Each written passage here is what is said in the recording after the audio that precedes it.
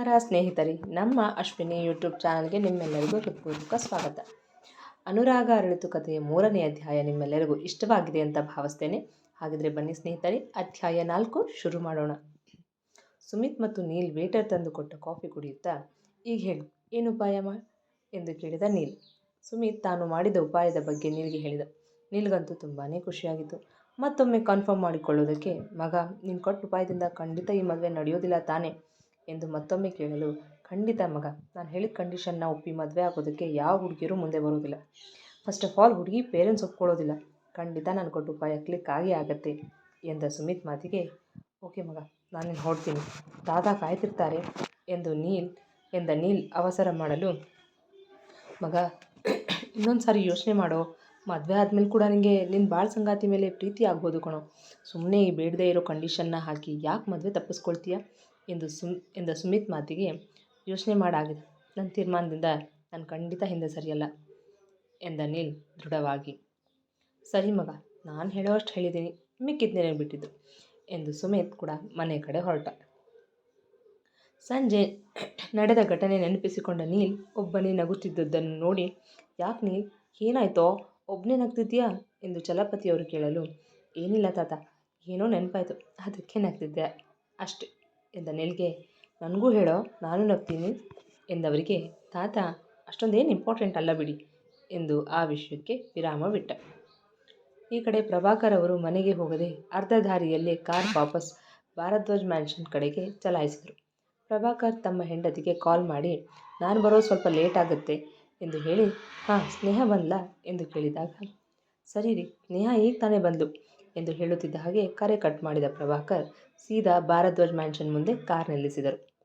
ಪ್ರಭಾಕರ್ ಒಳಗಡೆ ಬಂದು, ಏನು ಬರೋದಕ್ಕೆ ಹೇಳಿದೆ ನೀಲ್ ಎಂದು ಕೇಳಲು, ಬನ್ನಿ ಬನ್ನಿ ಅಂಕಲ್, ನಿಮ್ಮ ದಾರಿನೇ ಕಾಯ್ತಿದ್ದೆ ಎಂದ ನೀಲ್ ಮಾತಿಗೆ, ಪ್ರಭಾಕರ್ ಬಂದಾಯ್ತಲ್ವಾ, ಈಗ ಹೇಳು, ಇನ್ನು ಕಂಡೀಷನ್ ಏನು ಎಂದು ಚಲಪತಿಯವರು ಕೇಳಲು, ಹೇಳ್ತೀನಿ ತಾತ, ಯಾಕಷ್ಟು ಅರ್ಜೆಂಟ್ ಮಾಡ್ತಿದ್ದೀರಾ, ಕಾಫಿ ಕುಡಿತಾ ಮಾತಾಡ್ಬೋದಲ್ವಾ ಎಂದ ನೀಲ್ಗೆ, ಸರಿ ಎಂದ ಚಲಪತಿ ತಮ್ಮ ಅಡುಗೆ ಕೆಲಸದ ಮಂಗಳಮ್ಮನಿಗೆ 3 ಕಪ್ ಕಾಫಿ ತರೋದಕ್ಕೆ ಹೇಳಿದರು. ನೀಲ್, ನಾವು ನಿನ್ನ ಕಂಡೀಷನ್ ಒಪ್ಕೊಳ್ಳುವಂಥ ಹುಡುಗಿನ ಹುಡುಕಿದ್ರೆ ನೀನು ಯಾವುದೇ ಚಕಾರ ಎತ್ತೆ ಮದುವೆ ಮಾಡ್ಕೊಳ್ತೀಯ ಅಲ್ವಾ, ಮತ್ತು ಮಾತಿಗೆ ತಪ್ಪಲ್ಲ ತಾನೇ ಎಂದು ಚಲಪತಿಯವರು ಕೇಳಲು, ಖಂಡಿತ ಮಾಡ್ಕೊಳ್ತೀನಿ ತಾತ, ನೀವದ್ರ ಬಗ್ಗೆ ಚಿಂತೆ ಮಾಡಬೇಡಿ ಎಂದ ನಗುತ್ತ. ಸರಿ, ಅದೇ ನಿನ್ನ ಕಂಡೀಷನ್ ಅಂತ ಹೇಳು ಎಂದರು ತಾತ.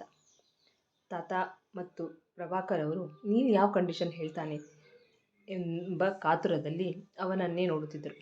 ಸಹಜವಾಗಿ ಅವರಿಗೂ ಟೆನ್ಷನ್ ಆಗಿತ್ತು. ನನ್ನ ಕಂಡೀಷನ್ ಏನಪ್ಪ ಅಂದರೆ ಎಂದು ಸುಮ್ಮನಾದ. ಬೇಗ ಹೇಳೋ, ಟೆನ್ಷನ್ ಕೊಡಬೇಡ ಎಂದು ರೇಗಿದಂತೆ ಹೇಳುತ್ತಾ ಅವಸರಿಸಿದರು ಚಲಪತಿಯವರು. ಓಕೆ, ನಾನು ನೇರವಾಗಿ ಕಂಡೀಷನ್ನ ಹೇಳ್ತೀನಿ ಎಂದು ಹೇಳಿ, ನನ್ನ ಫಸ್ಟ್ ಕಂಡೀಷನ್, ಹುಡುಗಿ ನಾನು ಹೇಳ್ದಾಗ ಕೇಳಬೇಕು. ಸೆಕೆಂಡ್ ಕಂಡೀಷನ್, ನನಗೆ ಇಷ್ಟ ಆಗೋ ಥರ ಡ್ರೆಸ್ ಮಾಡ್ಕೋಬೇಕು.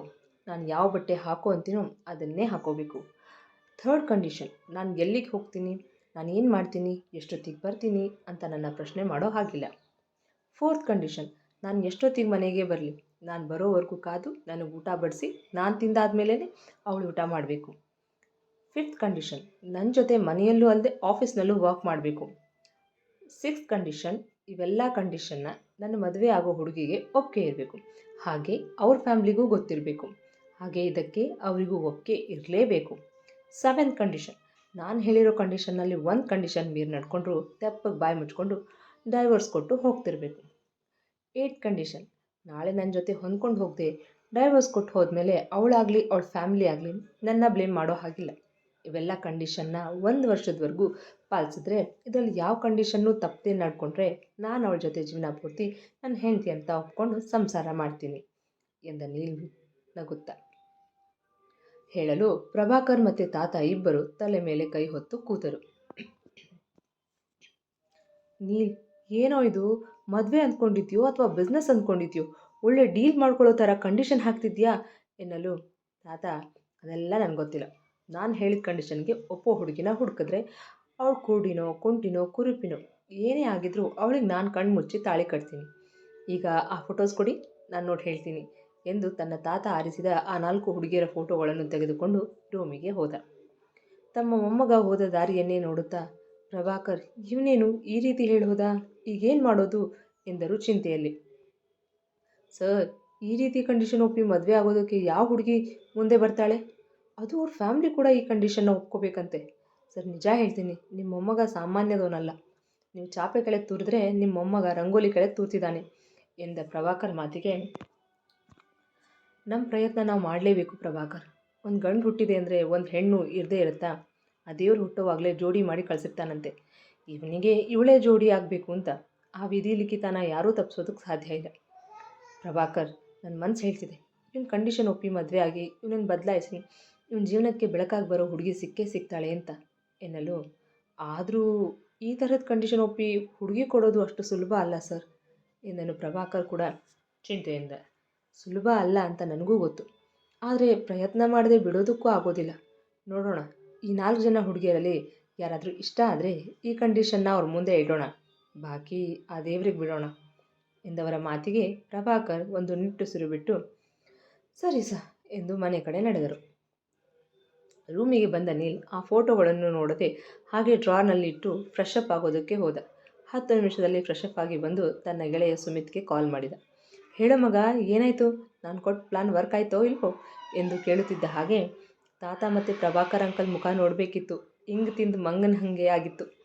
ಆದರೂ ತಾತ 4 ಹುಡುಗಿಯರು ಸೆಲೆಕ್ಟ್ ಮಾಡಿ ಫೋಟೋ ಕೊಟ್ಟಿದ್ದಾರೆ, ಅದರಲ್ಲಿ ನನಗೆ ಯಾರು ಇಷ್ಟ ಆಗ್ತಾರೋ ನೋಡಿ ಹೇಳಬೇಕಂತೆ ಎನ್ನಲು, ಸರಿ ಹಾಗಾದರೆ ನೋಡಿ ಯಾವುದಾದ್ರೂ ಒಂದು ಹುಡುಗಿನ ಸೆಲೆಕ್ಟ್ ಮಾಡಬೇಕು ತಾನೆ ಎಂದು ಕೇಳಲು, ನಾನು ನೋಡದೆ ಇದ್ದರೂ ಈ ಮದುವೆ ಅಂತೂ ನಡೆಯೋದಿಲ್ಲ, ಅಂದಮೇಲೆ ನಾನು ಯಾಕೆ ತಲೆ ಕೆಡಿಸ್ಕೊಳ್ಳಿ ಹೇಳು ಎಂದಾಗ, ಹಾಗಲ್ವೋ, ಒಂದು ವೇಳೆ ನಿಮ್ಮ ತಾತ ಯಾವ ಹುಡುಗಿ ಇಷ್ಟ ಆದರು ಅಂತ ಕೇಳಿದ್ರೆ ಆಗೇನು ಹೇಳ್ತೀಯಾ ಎಂದು ಕೇಳಿದಾಗ, ನನಗೆ ಯಾವ ಹುಡುಗಿನೂ ಇಷ್ಟ ಆಗಲಿಲ್ಲ, ಬೇಕಿದ್ರೆ ನೀವೇ ಸೆಲೆಕ್ಟ್ ಮಾಡಿ ಅಂತೀನಿ ಎಂದ ಕೂಲಾಗಿ.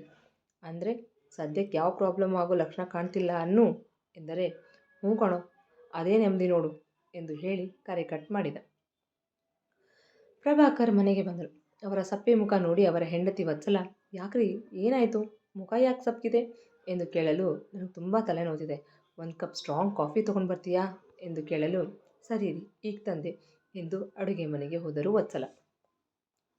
ಸ್ನೇಹ ಕೂಡ ಆಗಷ್ಟೇ ಆಫೀಸ್ನಿಂದ ಬಂದು ಫ್ರೆಶ್ ಅಪ್ ಆಗಿ ಕೆಳಗಡೆ ಬಂದವಳು ತನ್ನ ತಂದೆ ಯಾವುದೋ ಯೋಚನೆಯಲ್ಲಿ ಮುಳುಗಿರುವುದನ್ನು ಕಂಡು, ವಾಟ್ ಹ್ಯಾಪನ್ ಡ್ಯಾಡ್ ಎಂದು ಕೇಳಿದಾಗಲೇ ವತ್ಸಲ ಅವರು ತಂದೆ ಮಗಳಿಗೆ ಕಾಫಿ ತಂದು ಕೊಟ್ಟರು. ಪ್ರಭಾಕರ್ ಅವರು ಕಾಫಿ ಕುಡಿದು ನಿಟ್ಟುಸಿರು ಬಿಟ್ಟು ನೀಲ್ ಹೇಳಿದ ಕಂಡೀಷನ್ ಬಗ್ಗೆ ಹೇಳಿದರು. ಅರೆ, ಇದೆಂಥ ಹುಡುಗ ಇವನು, ಮದುವೆ ಏನೋ ವ್ಯಾಪಾರ ಅಂದ್ಕೊಂಡಿದ್ದಾನಾ ಹೇಗೆ? ಈ ರೀತಿ ಕಂಡೀಷನ್ ಹಾಕಿದ್ರೆ ಈ ಹುಡುಗನ ಮದುವೆ ಈ ಜನ್ಮದಲ್ಲ ಆದ ಹಾಗೆ ಎಂದರು ವತ್ಸಲ. ಡ್ಯಾಡ್, ನೋಡಿದ್ರಾ, ಈ ಥರದ ಮೆಂಟ್ಯಾಲಿಟಿ ಇರೋ ಹುಡುಗನ್ನ ಮದುವೆ ಆಗು ಅಂತ ಹೇಳಿದ್ರಲ್ಲ, ಈಗ ಹೇಳಿ, ಒಬ್ಬ ಮಗಳ ತಂದೆಯಾಗಿ ನಿಮಗೆ ಅವ್ನ ಕಂಡೀಷನ್ ಒಪ್ಪಿಗೆ ಇದೆಯಾ ಎಂದು ಕೇಳಲು, ಸ್ನೇಹ, ಹುಡುಗ ಕೆಟ್ಟವನಲ್ಲಮ್ಮ, ಅವನಿಗೆ ಮದುವೆಯಿಂದ ಹೇಗಾದರೂ ಮಾಡಿ ತಪ್ಪಿಸ್ಕೊಳ್ಬೇಕು, ಅದಕ್ಕೆ ಈ ರೀತಿ ಕಂಡೀಷನ್ ಹಾಕಿದಾನಷ್ಟೇ. ನೀಲ್ನಂಥ ಹುಡುಗ ಸಿಗಬೇಕಾದ್ರೆ ಹುಡುಗಿಯರು ಪುಣ್ಯ ಮಾಡಿರಬೇಕು ಎಂದರು ಪ್ರಭಾಕರ್ ಹೆಮ್ಮೆಯಿಂದ.